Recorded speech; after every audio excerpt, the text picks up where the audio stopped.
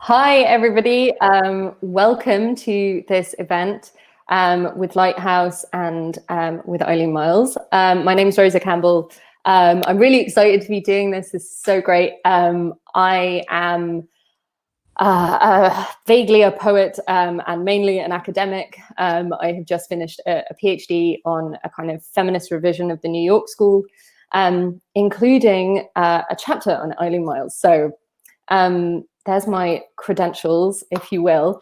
And so we're gonna kick off, and I'm gonna introduce Eileen, who probably needs no introduction. I know that that's a bit of a standard thing, but Eileen Myles is a very, very brilliant poet and writer who has become, I don't think they'll mind me saying, something of a cultural icon. I could list all of Eileen's accolades and awards, but I think it's much more interesting and useful to say that their work is brazen and playful and intransigent, and constantly engages in a process of taking everything in and letting it out again. Or to put it another way, Dennis Cooper once said of their poetry that Eileen Myles basically talks shit in skinny columns and calls them poems. I believe he said that very affectionately. Their writing simultaneously comes out of the lineage of the New York School and also transforms it. They once said that they put lesbian content in the New York School poem because I wanted that poem to be there to receive me. In doing so, they have been creating work that has been there to receive readers across over 20 works of poetry, fiction, non-fiction, libretti, and a film about puppets called The Trip, which we'll maybe talk about later. Obviously, this is where I would normally say, and please join me in welcoming Eileen Myles, and we would have a lovely round of applause and be in a communal space together. Instead, I'm going to do a sort of jazz hands and hope that they appear. Hey, look at that. Hey, The wonders of technology. Oh. It's lovely to see you. Welcome. It's great to see you again. Yes. And how's this virtual tour going for you? Do you feel like you're like in Edinburgh right now? Yeah, I mean, in a crazy way. I love leaving a note out in the kitchen because my girlfriend is away at the moment to say, babe, I'm in Scotland. You know? So when she comes in, I'll kind of close the door and she'll know where I am. So it's been fun. It's like very weird. I mean, I feel like I've maybe traveled almost too much in the past few years. So it's kind of remarkable to have a tour in which you're all over the world from home. So yeah, it's the strange gift of COVID. It's remarkable. Weirdly. Yeah, absolutely. And being able, I think, as well to kind of have the sense of accessibility as well. Like we are hopefully, joined today by, people who wouldn't necessarily be able to come to the bookshop and see you in person if you were here. So fingers crossed again, some silver linings there. Mm-hmm. But I thought we would kick off probably directly with the text itself, which I'm going to display. Mine is slightly battered and has like, sticky tabs in it, but here is the book that we are going to talk about. Do you want to kick off by reading the first couple of pages?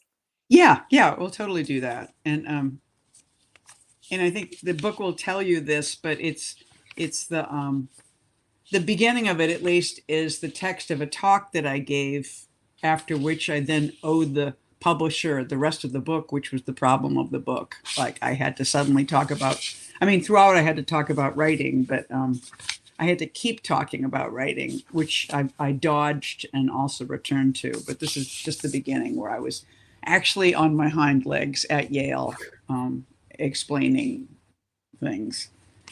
I think last year I got the beautiful bound versions Yale published of Patti Smith and Neuwirth giving this talk.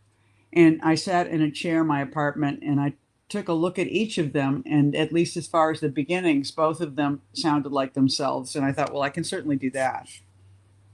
When I received the invitation to give this talk, I think it was the summer before last, or maybe that's spring, I was given a date and a fee, and I kind of put it at the back of my mind as something nice that would happen the following September or October. And then in August, I got in touch with Michael because I hadn't heard anything, but it turns out that's because I had the wrong year. And I figure I can start with that. And I'll return to it now and again, 2018's talk. And this is the funny part, because I'm talking about how weird 2019 is. And I had no idea how weird 2020 would be. But 2018's talk would have been different. And 2019 has been a chaotic and exceptionally beautiful year, right? Crowded with incident, horrible. And time itself had a kind of optic quality, full of great and awful things to see. In the year has been busy getting copied, that way being memorable. And these are the things I'm always feeding into my purpose, which is to write and maybe to get this part over with right away, because I need an alibi. I have a very definite feeling that I'm simply living. And how would that be possible if you also had a kind of ambition and fewer concrete plans as you moved out of childhood wanting to discharge it? Alibi, of course, implies a kind of elsewhere. And as you translate it into many languages, it remains alibi. What's the word for alibi in Czech? It's alibi. I have been arming myself with philosophies for years that support the notion that the point is to be here, to be present, which I think is the truly hard part. And yet I keep coming back to it. It's undeniably true. And writing, it turns out, is the easiest way to copy that feeling. I have been doing it for years. I would like to be here. I think I'm here. And the more I write and the more you read it, the more it's simply a fact. So that's pretty much done. And now I'm living here. The second detail pertaining to the invite I received to give this talk is that I have been living in an apartment in New York for 42 years. So that's where most of my life has occurred. My living, my thinking, my copying. It's one of those East Village rent stabilized apartments, and my building had just been sold in 2017 for the umpteenth time. And pretty soon after my lease was up, I guess probably in June, and the new landlady totally took her time getting the new lease to me, actually all of us, which of course spelt danger. And finally, I got an email from her, my landlady, Eileen Myles, saying she wanted to meet each one of us to hand us our leases. And I thought, that's sweet. And a few weeks later, she's standing right there in my apartment. She's a conservative looking woman, I bet about 10 years younger than me. And as soon as she got inside here, apartment 3C, she goes, I'll give you $75,000 to leave. That's a visitor, right? I chuckled and rejected her offer. And she went on to say that she knows that as well as living here in the small, very inexpensive apartment, I also have a house in Marfa, Texas, which is not illegal, but a fact, and that she, Eileen Myles, knows it. I'm being watched. That was the feeling I got. And then she asked me what I do, and I said, I'm a writer. I didn't say poet, which was interesting because I usually do say that because it is far more perverse. People generally don't know what a poet does. But in that moment, with my landlady, I also grabbed a fat book of poetry out of a brown box standing there right next to the tub. I flashed it, I even thinking maybe it would be nice to give her one, and wondering if there was anything incriminating in it. And she looked right through the two of us, my book and I, and then she said, smiling, wouldn't you rather write in Texas? I'm not really going away. I'm closing the door.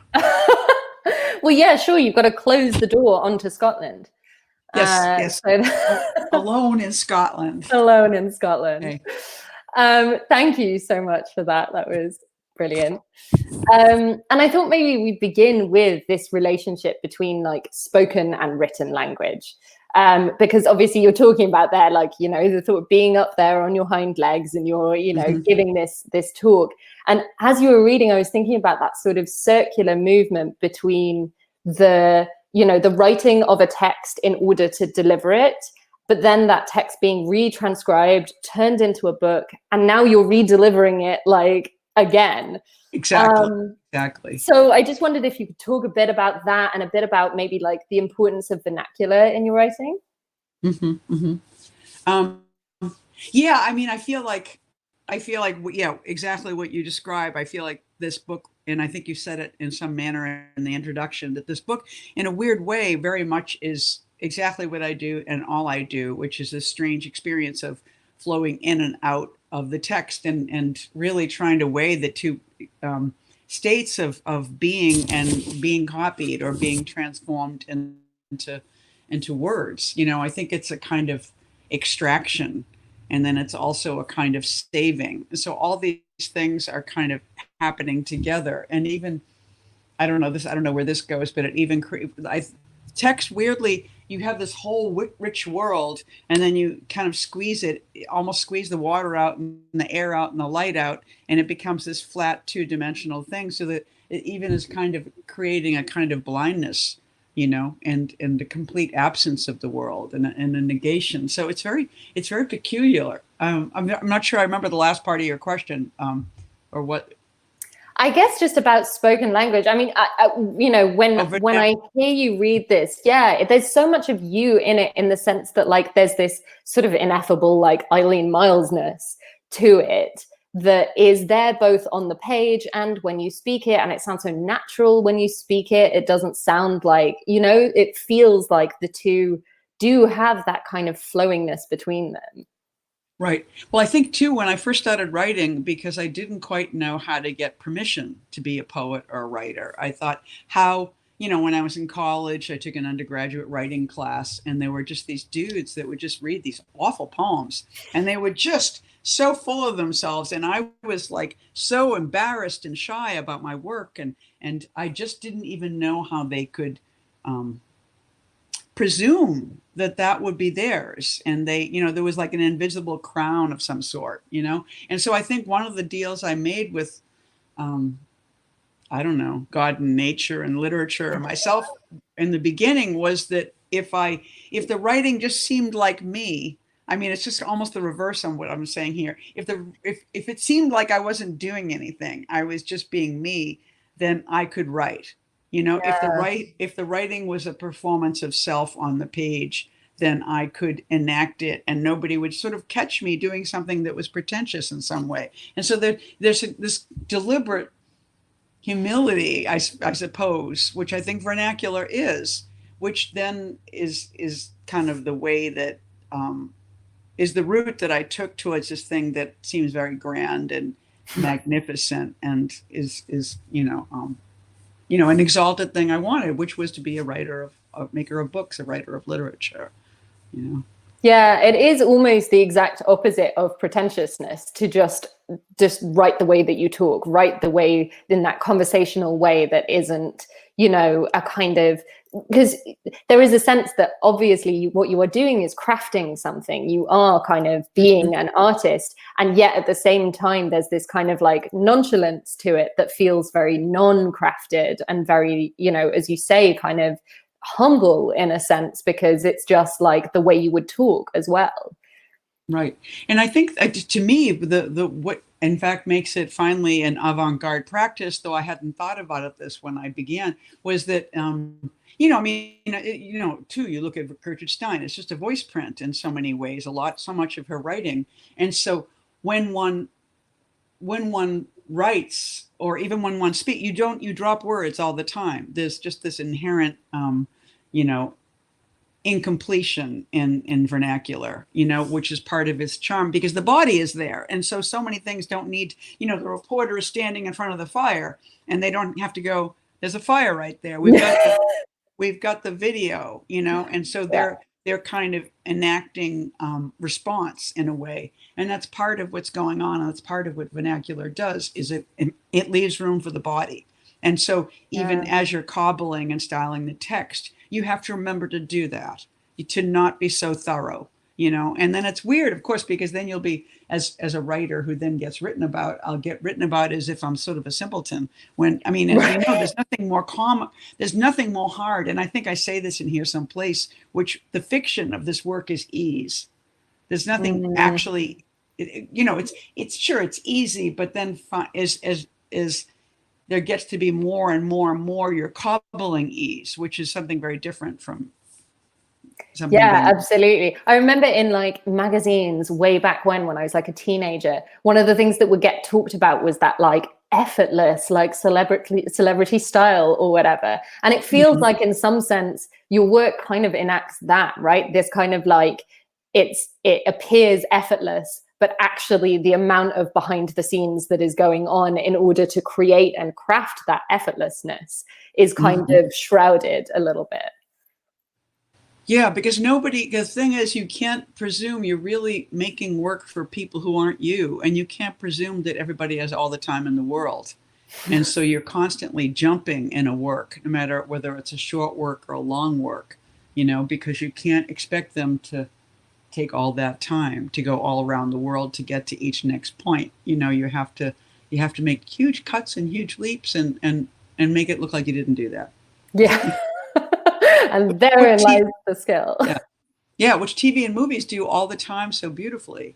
Right. Yeah. The constant jump cuts and montages and panning shots. And actually, yeah, you're right. Like, your work is incredibly cinematic. I'm saying you're right. Like, hey, Eileen, did you know this about your work? How clever you are.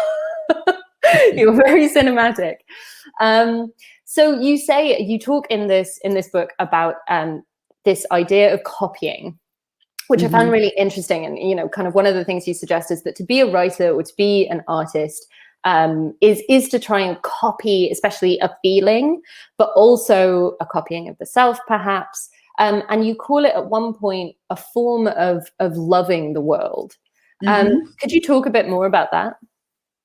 Yeah. I mean, I just feel like the history, I mean, like, what's a poem, or, I mean, I think poems come before novels and all other kinds of literature, and probably just came right after music. It's just this squawking rhythmic part of language. And I feel like it's, again, it's just like there's all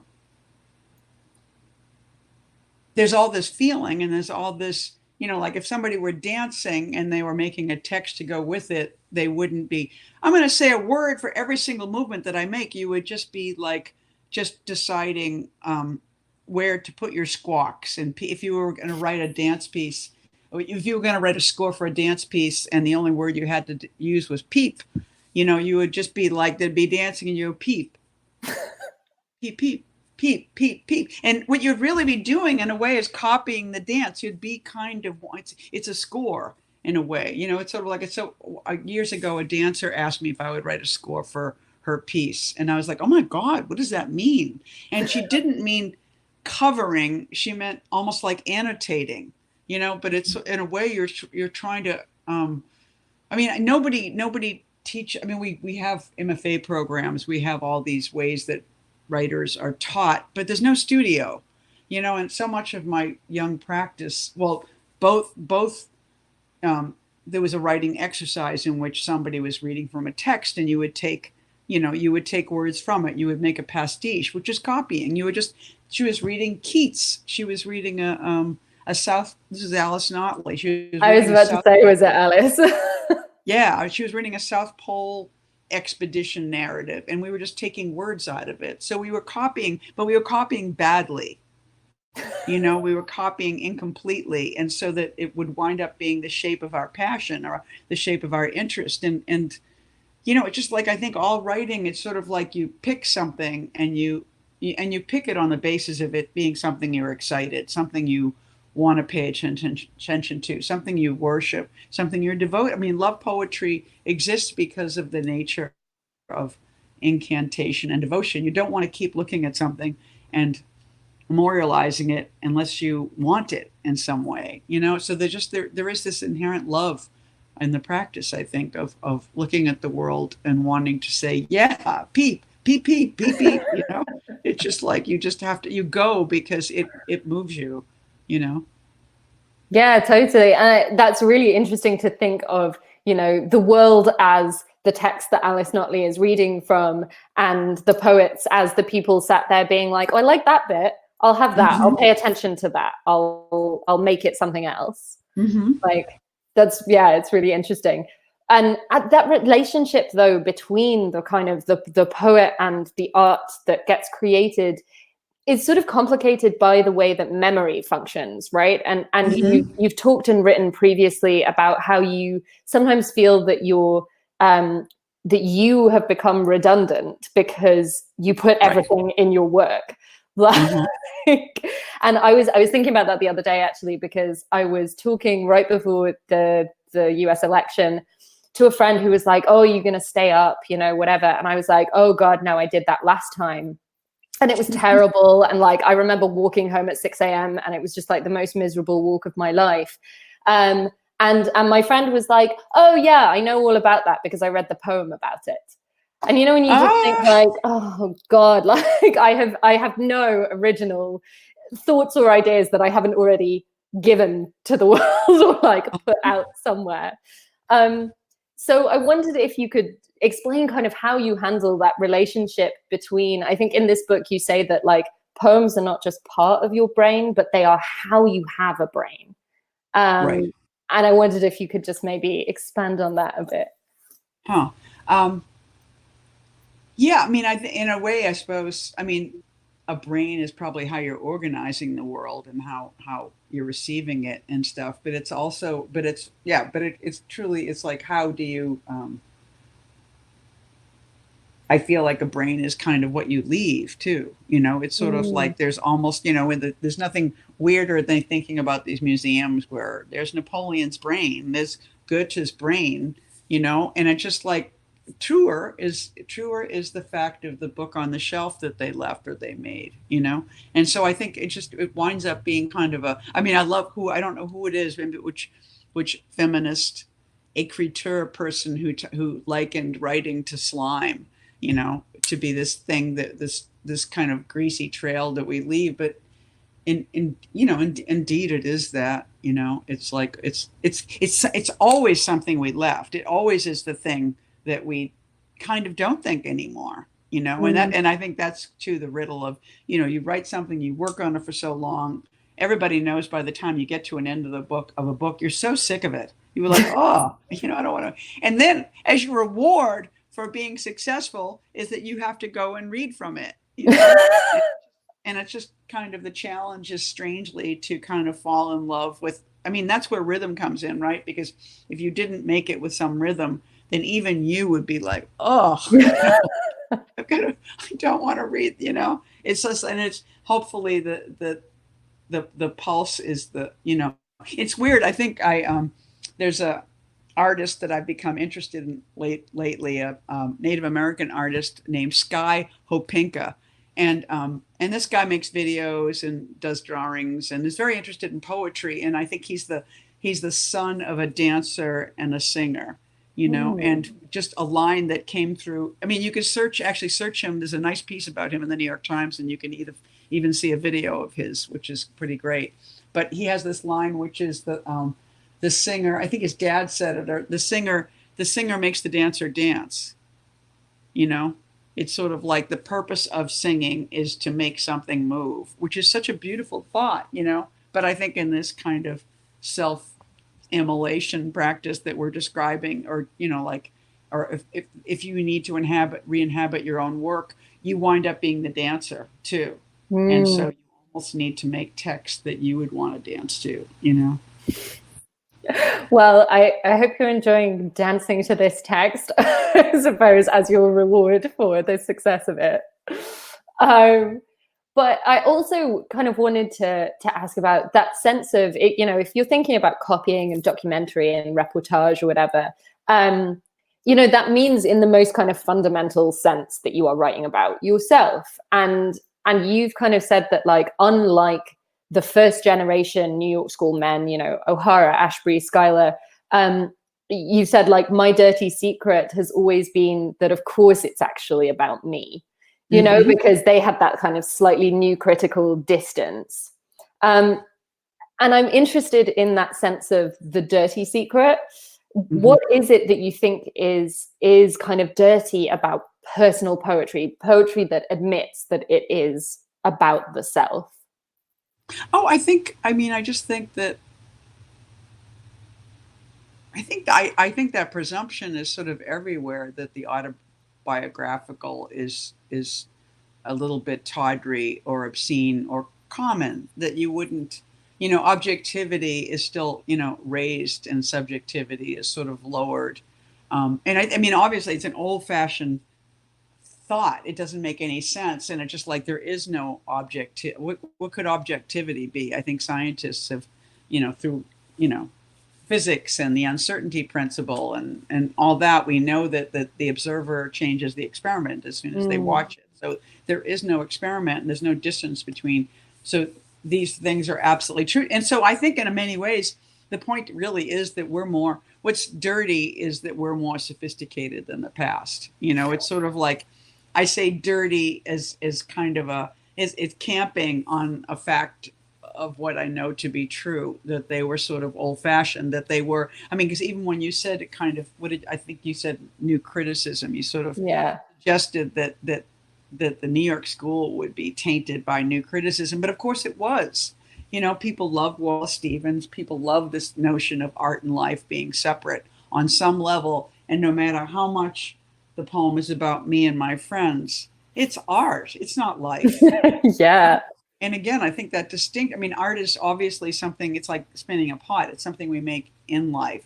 If I say the work is about me, what I mean is that the world is about me. And I don't mean about, like as subject matter. It's I'm in it. I'm installed. It's about me. It's like I'm about it. It's just like there's no capacity to separate these things. It's all partial. I think it's so beautiful. I always ruin the book I've written by moving on. We move on. And so I've been reading this book called The Order of Time, which is kind of a book by a physicist about what time is, and it's like, even for now is an impossible feat. It's just like, there is no, it's sort of like he talks the present, what we describe as blur is just a real symptom of partialness. You know what I mean? It's like we see blurs because you can't ever get the whole picture. It's sort of like just the fact of me moving is just fucking up the information, and stuff. And it's just, so it's sort of like, I think that blur is more interesting than me and other people. Just that thought, it's sort of like, maybe finally we will go through the self, we'll get to something that would be a true abstraction, but we won't get to it by thinking about art, Yeah, and actually you've kind of done that sense of blur, of the moving thing that you can only grasp parts of in. I'm thinking of, like, especially in Snowflake, your collection Snowflake, you've got those car poems, the like driving poems. And you're kind of like, just being like, hey, look at this thing. And like, there's a thing by the side of the road and here's a tree. Uh-huh. And there's like a real sense of blur in that, I think, in that sense of trying to apprehend things that are moving too fast. Mm-hmm. Mm-hmm. So that's really interesting. But you talked about time, and I wonder if you want to read that sort of short section on pages 6 and 7 that kind of touches on the condition of time. Sure. It really takes so much time to become a writer, and you have to be able to roll in time itself.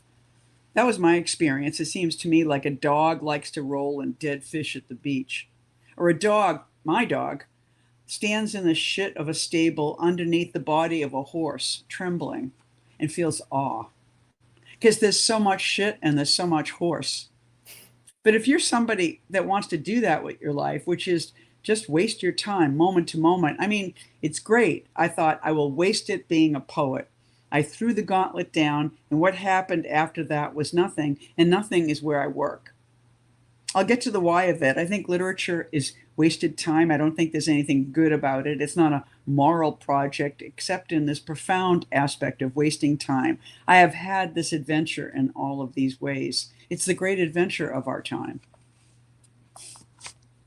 That's great. And I think, thinking of time as like a sort of condition for writing is really interesting, because I think so much of this book is actually founded in what you call the kind of legal and political conditions that have enabled you to be a writer. Mm-hmm. Whether that's money or your apartment, obviously the bit you read at the beginning is so kind of founded in material circumstances. And again, that's kind of like, it's got that sense of the dirty little secret as well, right? That like, there's this sense of like, no, there has to be conditions. There has to be sort of socioeconomic conditions. And And it kind of made me think about whether you're exploring almost not so much a why I write, which is obviously the little, kind of title of the series, but a like how it is possible that I can write. Mm-hmm. Do you get that sense that that's like something that you are kind of reaching towards in this book? Right. Yeah. No. I absolutely think how is much more the important book, and I think the important word, and I think that's what we want to know about writers. And we just why. I mean, like people make very random choices in their lives, and then just time passes, But the how is literally, and I think people are always like, tell me what your writing day is like, and you can. I mean, there's so many ways to answer that too, but I think. What you say, I think that the long picture is, thank God I could afford to write, and it's just like, that is the, I think the agony of generations is that we all come up in different material conditions, it's sort of like, I think I can certainly look at, like how money is handed out in the writing world is different now. And it's just like, there was so much less interest. I mean, youth was sexy and youth was invited to the party when I was young, but youth wasn't getting big book deals, or receiving big awards. That was for older people, and stuff. And so the good news is that I grew up in a time when it was cheap to be young, and it's weird. We all had little apartments. We all lived alone, which is kind of unthinkable, because everybody's rent was, approximately what a bad job would pay you a week. That was pretty much, we really lived within these economics that were scalable for young people.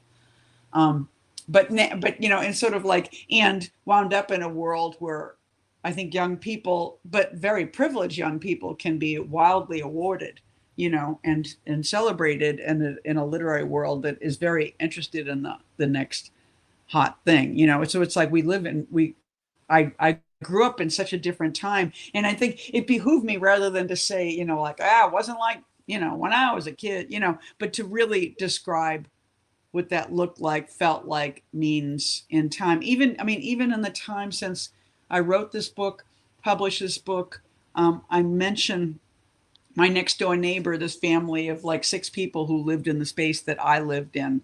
We're talking about gentrification, and just, in March, while I was away in Texas, the guy who lived in that family that wound up living on the first floor, big man, Steve, and he lived alone, died of COVID, like he not only didn't get out of the building and didn't get out of the neighborhood, he got out of existence early. I mean, because of who he is and how he lived, and the material conditions of that life were even more,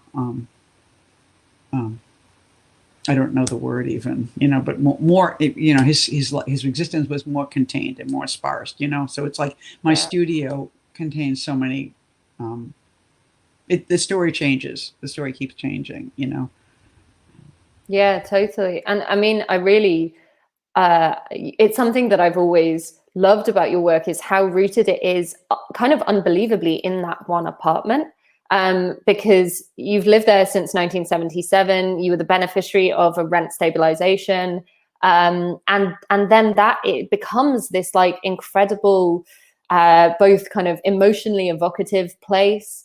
It's the place where you kind of proudly display your queer life, and you put that kind of private life into the public realm via your work. You kind of like allow this sense of access to the reader into this like little apartment.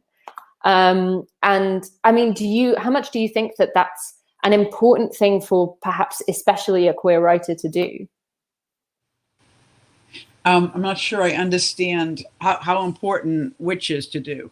I guess to traverse that public-private boundary, to kind of allow those material conditions that we're talking about to appear in your work.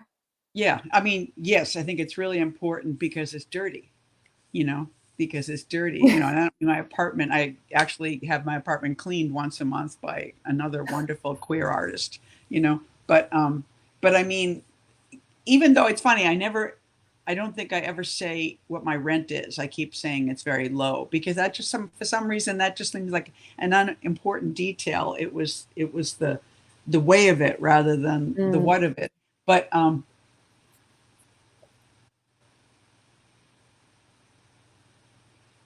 yeah, I don't know. I just think it's sort of like to bring people that much into that room to say it's that literal, um, and that can be a statement that opens rather than closes, Yeah. seems to me to be a definition of queerness. That it's finally it isn't a material condition. You know, it's sort of like you go through the material into something that's so much more expansive. You know, I mean, it's so weird that as queers we get blamed for sex. You know, it's almost like, you know what I mean? Like just to acknowledge your gender or your sexuality, to talk about it in a complicated way means that you're like, don't make me think about that. You know, you're kind of making people think about all of it, because it's sort of like, as long as it all stays in the right place, as long as the writer doesn't tell you too much about the room they're working in or living in or how they live or where they live, then we can kind of keep them on some kind of abstract plane. We don't have to think about our bodies or their bodies or true politics, you know, which are you know mean so many things, including economics, you know, and including our biology. Yeah, and I think there's so much of that kind of acknowledgement of those conditions, both in this book and, you know, and in your work more generally, in a way that's really useful. But to think more kind of broadly or thematically, one of the big things, we've talked a bit about time, but there is really a lot of the use of time in this speech, not least because you have, again, what we were talking about earlier, that weird interplay between the fact that you are kind of simultaneously existing in the writing space and in the speechifying space, and, you know, in the book and not in the book. And you say at one point, you know, the experience of standing here. And I'm like, Eileen, you're not standing there. Like, it's not real. This is like, and it creates this really complicated version of time that actually happens throughout your work, with a kind of constant reflection on your process. And you mentioned Stein's continuous present, you know, that kind of sense of like the now.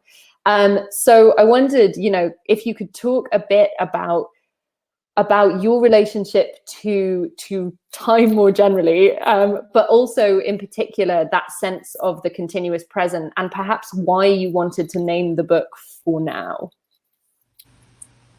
Let's see. I'm not sure. Like, what other way are we talking about time? Can you help me some more with this? I mean, the question, I mean, the title For Now was, I guess, to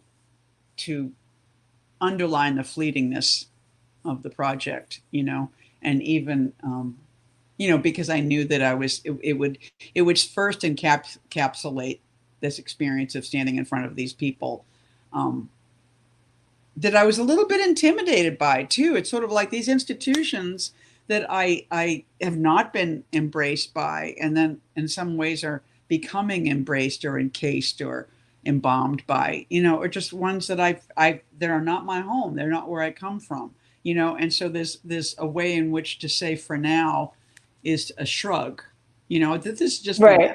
you know, this is something I'm doing for, you know, it's sort of like, you know, it's like you invite 12 people over dinner. It's just something I threw together.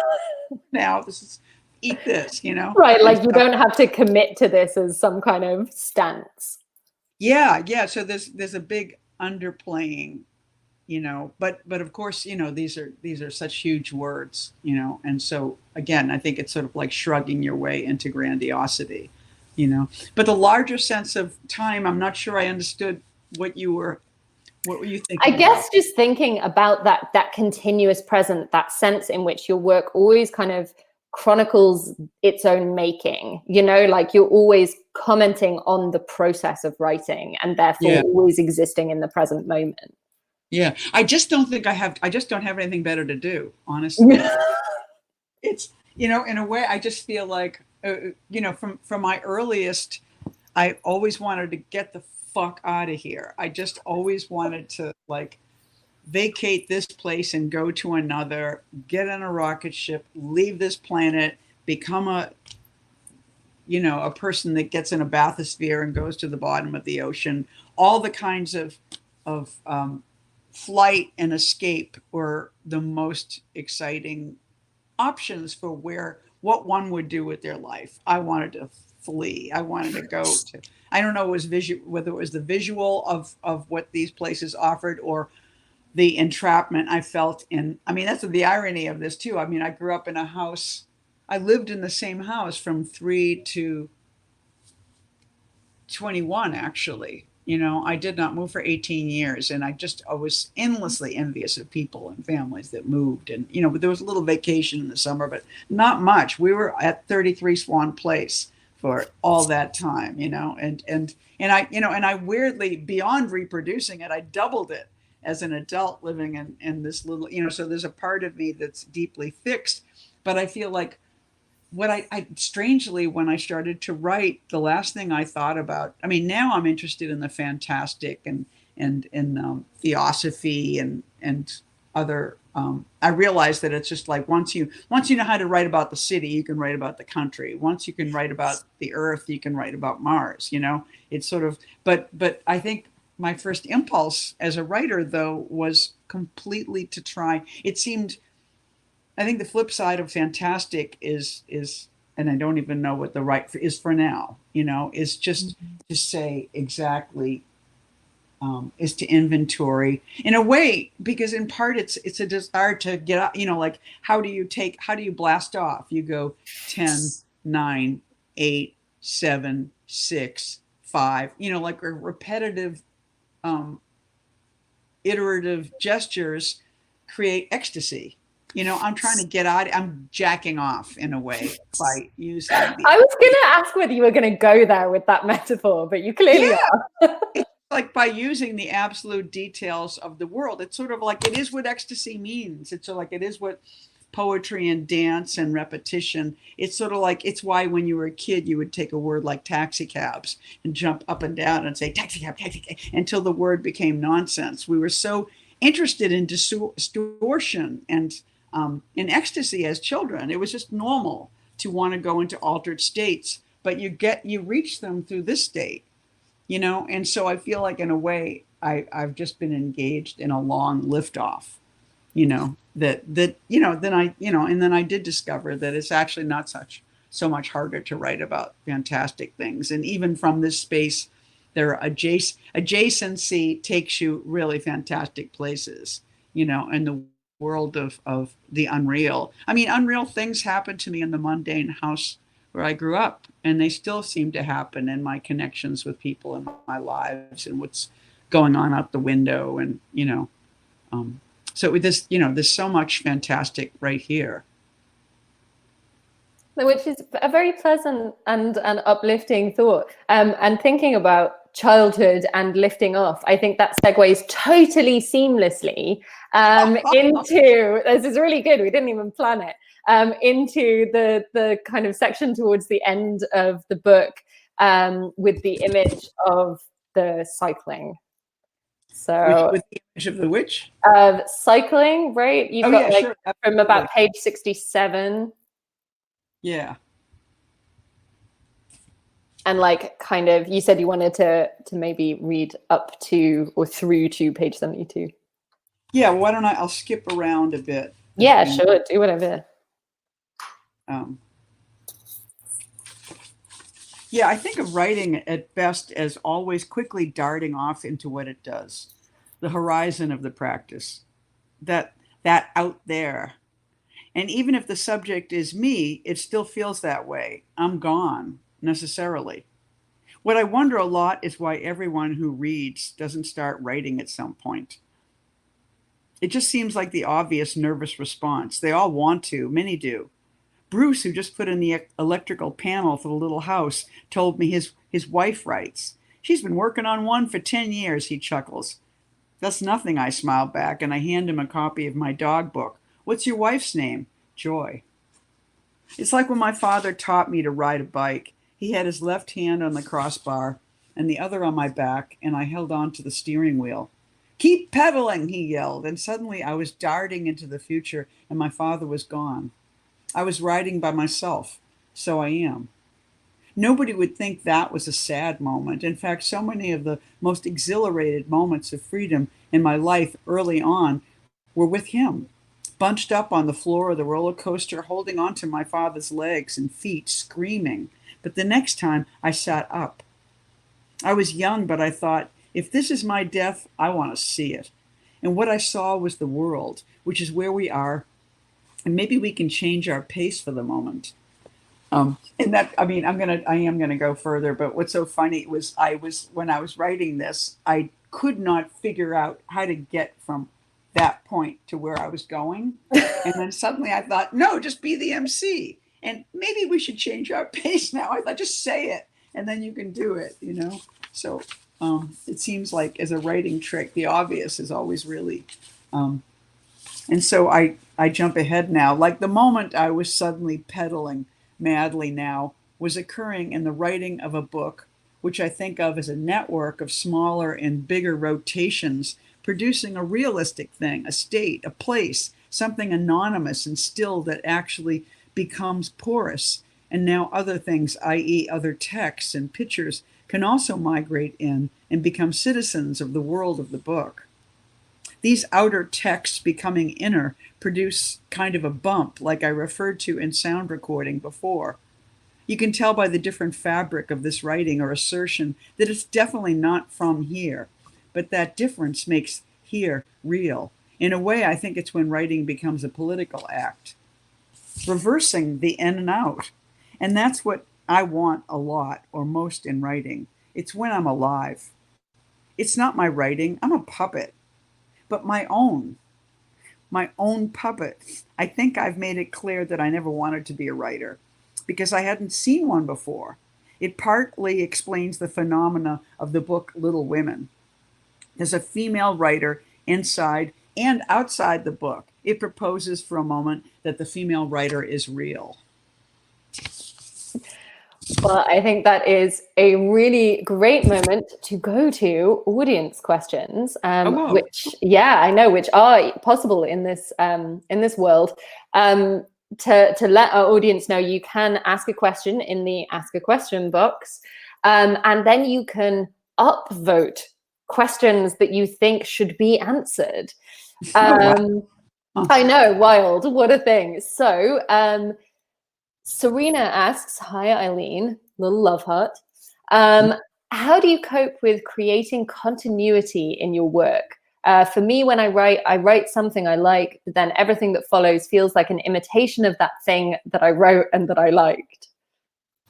Oh, I think, so throw that out and write the next thing. You know, I think there's a danger when you're writing something that thinking that what follows it should be more of the same. And I think I always do that, you know, like I'll start a book with 10 great pages and I think, oh, so that was about their moment in blah, blah, blah, in this location. And then after that, they blah, blah, blah. And it just winds up being a pile of garbage, you know? And I think it's just like, just jettison it and just wait for the next impulse to write, or the next thing that comes across your mind to write about that may seem deeply unrelated. Just go write that, you know. And I think the connections sometimes are sort of uncanny, and you should trust that thing more than the linear part of your mind that thinks that you know what follows, because energetically it just, that probably more of the same, like you're saying, you feel like you're imitating yourself because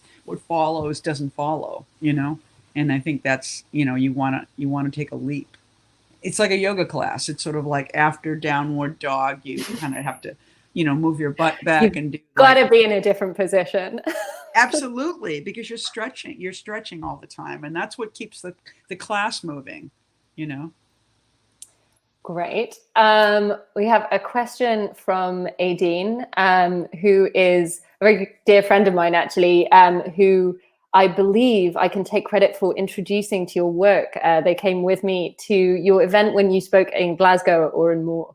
Oh, cool. So they say, hey, thanks both for such a great event. My question is prompted by Eileen's point that autobiographical writing is seen as tawdry or common.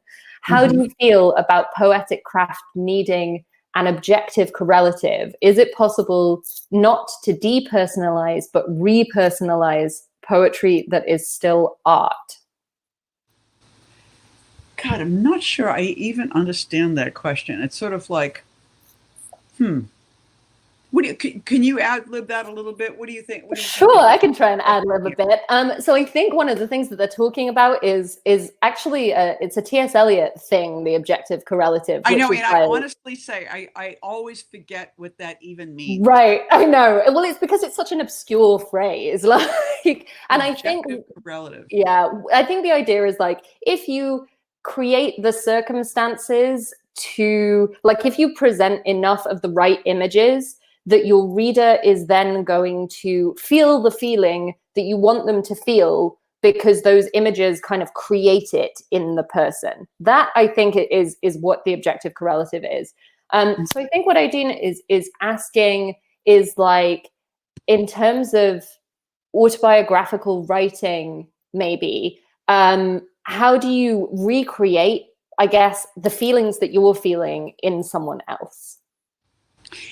You know, I mean, I feel like the mind wanders very organically. I mean, the mind kind of goes where it wants, and I feel like that kind of that waywardness of the mind is, I think, the most. I mean, it's what's lurid. You know, it's sort of like you don't know. It's like really kind of a weird animal. It's going to do what it wants, and I think that, and I don't mean like be free and you know come.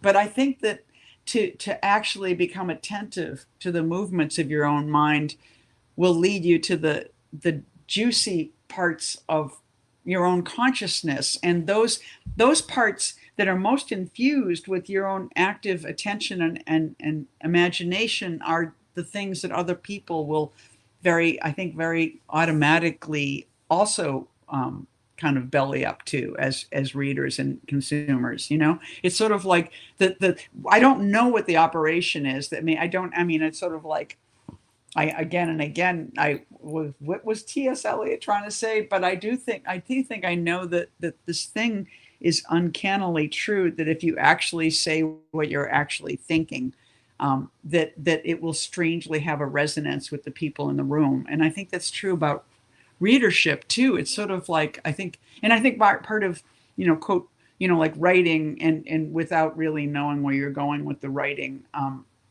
will take you, because sometimes it's not to say that every single part of your mind is deeply interesting, but I think that if you're following the rhythm of it in a way, and I think that's what we get better at in a writing practice, is just trusting that thing and just like following your mind wherever it goes, and then you in fact have this array of things in your kind of tray in front of you that you can say, this piece I choose to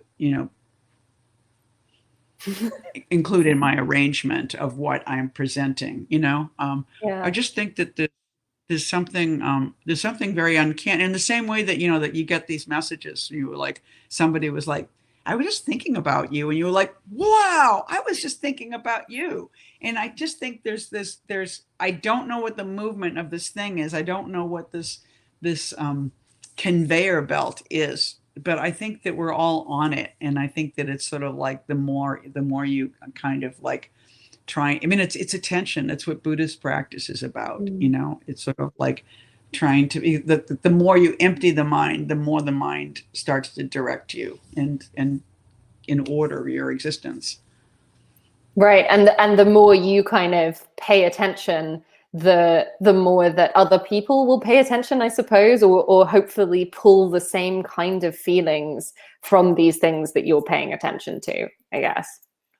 I think people can feel the kind of surprising nature of a fresh practice, and I think I think that's what you get when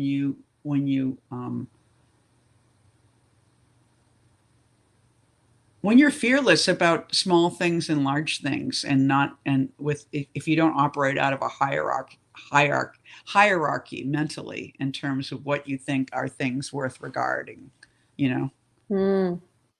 because the things in your own consciousness that want to be regarded present themselves to you. I mean, I think like earliest, I mean, I think when I think about writing and like say if there's something you're obliged to write and more in ways of school or journalism, things, requirements, and you just don't want to write, and yet there are always times when as you're laying about and watching TV shows and doing whatever it is you do to avoid work, there are moments when the piece will literally come to your mind. There are moments when your work actually, it very organically comes into your consciousness. And as a lazy person, I just want to say those are the moments to work. It's like when it comes up, when the tide rises and it's suddenly there, it's really easy to work right at that moment. And it's like you have to seize it. And I think content is like that too. I don't know why it comes up, but it's you are an antenna of sorts. Yeah. So Noor asks, the very wonderful Noor, you've mentioned how your writing is inspired by or takes from the world around you. It feels like you create a sense of community. Is that your intention? I think I yearn for a sense of community, I mean, I think Sure. I think like a lot of writers, I kind of, crave isolation and then can't stand it. And, it's sort of like, so I think there's an imaginary community that's a little bit beyond time and space or completely made out of time and space. And, and it's composed of, the information that comes to me and the things that I read and the people I know and the people I don't know. I mean, I think you really, I think I mean, it's so weird. I think when we first started to use the internet, there was such a love of lists. And we wanted to know when the world started to be more fragmented, we desperately wanted to know what everybody else was thinking about. You were like, Yeah. What are the 10 things? What are your 10? And I think any kind of anthology project that you engage in winds up being this peculiar list of things that you care about. And anytime I've done things like that, or just with my work in general, you wind up attracting weirdly the right people. I think it's like you don't know who's out there until you put something out there to draw them, And I think that like mixes are like rare perfumes, like essence, like what we're, because we all are, these strange combinations of things, and it's like there is no I mean, that's what I mean. I don't believe in originality. I think, I mean, it's something I haven't grappled with yet because there's even a word, anoriginal, like original, like one word.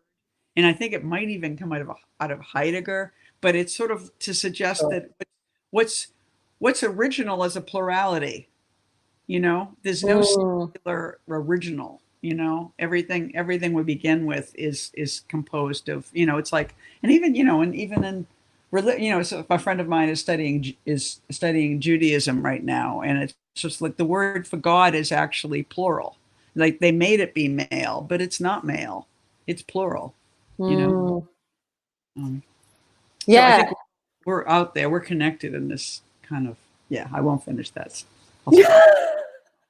I mean, no, you can talk forever. It's fine. It's definitely like your job at this point. JC says, hi, Eileen. I was very struck by the idea of dirty writing that is about material privilege, that is about our actual lives as much as our perceived queer sexuality. Thanks for this insight. Oh, so more of a comment than a question. You feel free to follow up, but we can also just take JC's praise and move on. I want to look at that again. Do I have it here in my? Should be if you click the little question thing. It's currently the most upvoted one. Can you see it? I'm looking for the word dirty. Oh, yes. The idea of dirty writing that is about material privilege. The machine did not like that. It moved it right away. That is about our actual lives as much as our perceived sexuality. Thanks for this insight.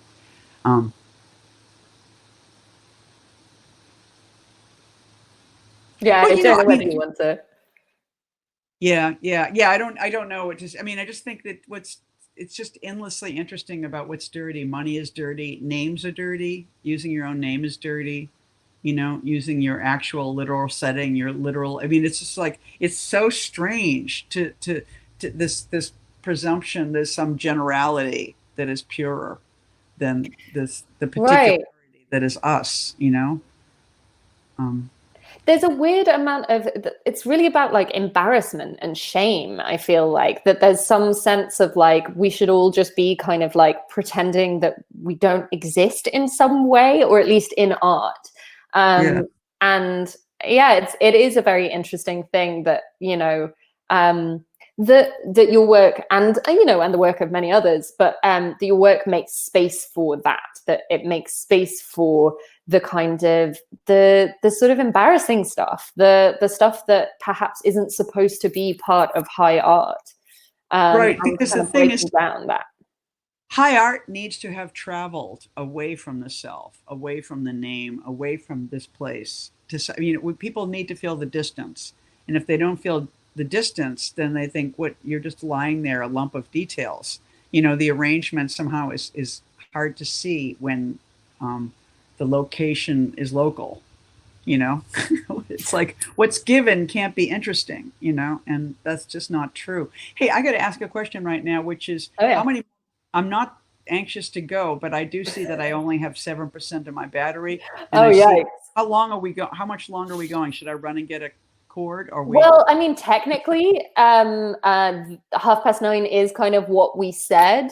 Yes, So we can definitely start wrapping up. There are other questions. I'm happy to answer them, but I will have to run away for 30 seconds. Would you like to sing a song while I run and get a cord? Please do not make me do that. But yes, you can One run and second. get a cord. I hope I'm going to talk slightly into the void to Myri at Lighthouse here, and double check that it's okay that we run slightly over time. I don't know, Myri, how you feel about that, or even how you can let me know. You're good. Okay, perfect. We're good. Cool. So whilst I'm really just pure ad-libbing here. It's all right. They're back. I'm very close. Yes, we should say actually two big things that I can talk about is number one, you can click this link right here to buy the book that we have been talking about. And you are buying it from Lighthouse, so you are supporting an independent bookshop, which is particularly important in times like these. So please do that. And then also the other thing is to say that this event is being recorded, and the video will be available. So if you had plans and you have to dash off right now, you can come back at some point and watch the video of this event. So great. A very quick question from an Aaron Williamson. If Eileen had to sing a song under duress, what would they choose? If I had to sing a song, Yeah, right now, what would be your go-to? What's your go-to karaoke song? oh God, it's not. I mean, it's not a. God, it's not. Oh, my bad go-to karaoke song is like one from the 50s and 60s. It's kind of, I think it's called Wives and Lovers. And it's Okay. I can't sing. I won't sing it, but it's really very it's a man telling a woman how to make sure that she doesn't lose her man. You know, it's like, hey, little girl, comb your hair, fix your makeup. Soon he will open the door. Don't think because there's a ring on your finger, you needn't try anymore, because wives must always be lovers too. Don't just like it's so bad. I don't know why. And I love some that of the that is songs I your know the go-to best. karaoke song. That's I like have sung it in karaoke when I was on Sister Spit tour, and they just laughed. So, because I did do somewhat of a punk version of it, but nice. it's like I think somehow the mind of me in junior high just knew every single word to every song because I was trying to become, you know, and so that kid's consciousness is so, you know, like Just still with you. Mac the Knife would be a big Oh one. yeah. I mean, You that's a great song though. but there Um, are there are little folk songs that with names like Gypsy Rover and you know, Why Does the Bumblebee Fly? That there's little folk songs that are songs I simply love and I would sing when I'm alone, and they just have this kind of happy wanderer sound that I like very much. You know. I feel like, you know, this is completely brand new. I mean, I have just spent a long time researching, you know, you and your work. That is brand new information to me. I Oh, feel good. like But I think I've never been asked this question before. it's a great question. People should ask you more often. And in fact, Mhm. we've got a question that slightly follows on, but is slightly more serious. Jojo asks, you were talking about how poems probably originated shortly after music. Do sound Mhm. and music directly influence your creative process? Yeah, I mean, I think that though I play nothing and I never have played anything except a harmonica very badly, I feel like the desire for music or to make music is really one of the deepest desires I have. And so um, I think language and the rhythm of it and the sound of it is just like is me fulfilling that need, you know. And you know, and I don't kind of, I think it's so funny. I just endlessly think about how visual artists, you know, I mean, it's great. Like, I think audiobooks have brought our work to visual artists, and it's so great to think of, you know, when somebody travels and they say, I was listening to your book while I was driving cross country, and it's just like, whoa, you know, because you realize you've become a soundtrack, and Yeah. that's something so wonderful. But yeah, but I think I don't. But I think that like visual artists get to listen to music while they work, and I don't. I just don't at all. There are songs, there are things that I've written because something was already playing, and I kept going, you know. And I have those works, but it's no part of my practice. But I think but I do feel like the practice so much, you know. It's like in the 70s and early 80s when I was just beginning, so many poets had bands, and I just knew that that would just, you know, already it was remarkable that I could do what I was doing, and if I added another element, the whole thing could fall apart. You know, so I was not gonna, you know, but I felt like I wanted that, I just couldn't do it, and so I felt like it's there, it's with me, it's part of me, but yeah, yeah, So but the Bumblebee song, the folk music, doesn't find its, you know, creeping rhythms into your poems or anything. Well, no, no, now, no, actually, now that you asked that, no, and I think that like when I got to Marfa, like I have a truck and it plays CDs. And so it doesn't have, you know, I can't connect my, you know, I have a good car, another car that's, anyway, it's like I have a better car that plays other things, but my truck that I have in Texas is a very simple thing. And so there's a record shop in the next town over, and they have a very limited selection of records. So what I wound up just going through is the blues file. You know, I just started buying all these blues records, and they deeply, I mean, I felt like they really were moving. And blues are just the most amazing short poems and incredible lyrics. And I'm a real fan of Robert Johnson, you know, and they're just, you know, it's just like male, female blues singers. It's just like a startling and incredible tradition that completely animates American music, you know, and it changes me every time. And I think it goes right into my poetry for sure. That's cool. Um, let's see. Kath says, hi, Eileen. I followed you for quite some time as I am a poet from Boston. Um, Yay. can you talk about combating imposter syndrome within your writing practice, especially exploring poetry and writings about yourself or identity? How do you preserve your sense of self with being a cultural icon? All my best, and thank you for always inspiring me to be me. Oh, thank you. God, let's see. Imposter syndrome, I understand. And I mean, I guess I'm understanding that as is that the difficulty being an imposter, like, and I you know, it's, I don't know, the imposter syndrome I think never leaves me, you know. I mean, I've just so often walked up to the podium thinking, oh my god, you know, like this is going to be the work that will just expose what a fraud I am, or what a completely crazy person I am, or I mean, I think there's it's sort of like the distance between the seat and the podium suddenly has this uncanny capacity to completely empty me out of all feelings of authenticity and real connection to my work, which I think is just fear, and I think that imposter syndrome to me is fear. And I think the only way to suppress it or to dispel it is just to more practice. It's just like, I think it's sort of like the more it becomes the normal thing for you to be writing, and even writing in the ways that you do, and and I think it's just like, and also it's just like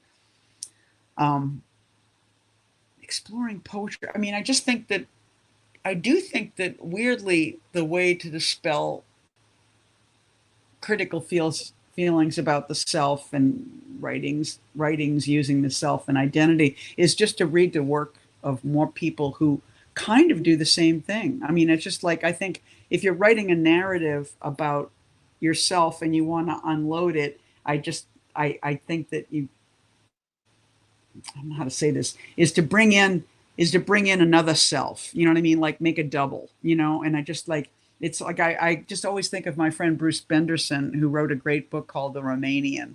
And he was basically writing about his obsession with this younger male hustler in Romania. And I think to leaven the process, he did all this research about Romanian royalty, and then started talking about their personal lives, and then kind of rippled that through his own obsession. And it was sort of like, by doubling his process, by making an other, which was a very glamorous other, it somehow weirdly gave, I think if you have a problem with one job, make it two jobs. Like I was really troubled by the request to write about writing. And so I found that, but I did have this problem with my apartment. And so writing about my apartment invariably led to writing and back and forth. I mean, I just think you need an other. You always need an other. And it's sort of like the other will help you flee the self, and then the self will help you flee the other, so you just need you need another room, and it'll free you, I think. Yeah. Yeah, and that kind of other will always reflect the self back to you in perhaps a more clear way, or a way that you can explore more easily because of that sense of distance. Right. It gives you a freedom, and it's like you express taste and choice, because it's sort of like there's any number of others you could choose, but why did you pick this one? In the same way that why did you pick that partner as opposed to that partner, and so it really reveals, sometimes it just reveals much more about who you are than who you are, what you reach for. Yeah. Allison asks, Eileen, I could listen to you read or talk all day, which is probably good considering we've run over time. Allen Ginsberg was my mentor in grad school at Brooklyn College. Oh, cool. Okay, lucky Allison. He gave us so many gifts. He was the essence of first thought, best thought. What do you think of this idea? I mean, I think it's very precious. I don't think there's ever any rules in writing, but I think that why I write by hand is because it preserves first thought. If you write on your computer, there's a very bad tendency to start rewriting right away, and you lose first thought. And I think that it's sort of like, it's like the prompt. It's like the first part, you might not even use the first thought, but it kind of is the prime mover of the text. And I think it's great to be able to return to it. I think you almost, it's sort of like, it's why we carry little notebooks to the second it comes to mind, get it down, and because you need to know where you've been. Yeah, and you were talking earlier about that sense of a score and just like making swift notation. And I guess that is first thought, best thought, right? And and that I think first thought is really interesting, and best thought is sort of like, okay, sure, Alan. Right. Yeah. Cool. Okay, so a couple of final questions, and then we'll wrap up. Great. I think. So Liza, possibly Lisa, says, "Hi Eileen, what advice do you have for someone who's inner critic almost completely prevents them from ever writing. I guess this is similar to the imposter syndrome thing. Right. Well, I think maybe encourage them to pretend to write. You know, like, you know, and I don't mean, you know, like sit there and not do it, but I mean, just like, this is nothing. I'm just, you know, I'm just covering paper. I'm just, you know, like do whatever fraudulent exercise, you know, it's sort of like it just, you know, like, and also anything worth doing is worth doing badly. And so I think, and that's really true with just write badly, you know, give yourself permission to write badly for a year, you know, and just, you know, it's just like, because you just got to combat fear, which is the only thing that stops you, you know, so just be a bad writer. Don't worry about it. You know, there's no shame in being a bad writer. We all write badly, you know. Yeah, for sure. Okay, well, final question then is from Leave, possibly Lever, which is a really great question to end with, which is, which book of yours, I presume they mean, would you recommend to start with for new readers? Oh, God. Well, I guess if it's poetry, I would start with Not Me.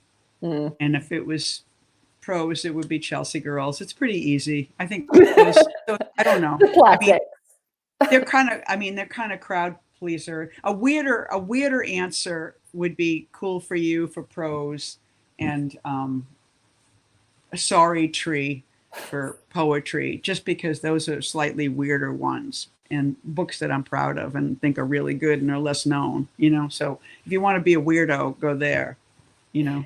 And if you like dogs, read my dog book. So here I go, you know.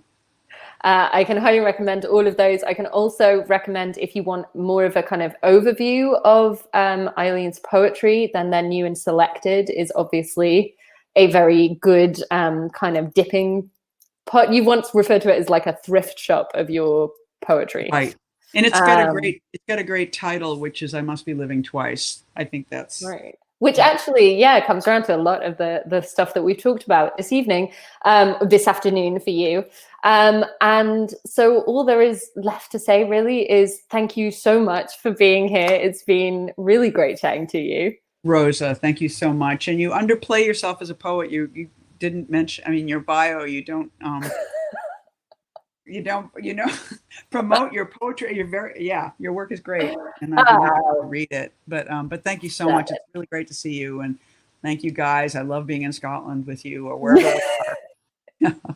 Yeah, well, thank you so much, and have a wonderful afternoon. And does Marcel the dog want to say goodbye? Maybe. Let's see if he is. Hey, Marcel. See ya. Yay. Marcel goes to school. Okay, so you can buy the book at the link below. Please support independent bookshops. Buy Eileen's work, all of it. And thank you all so much. I actually don't know how to end this, so I am hoping that Myri knows how to do that.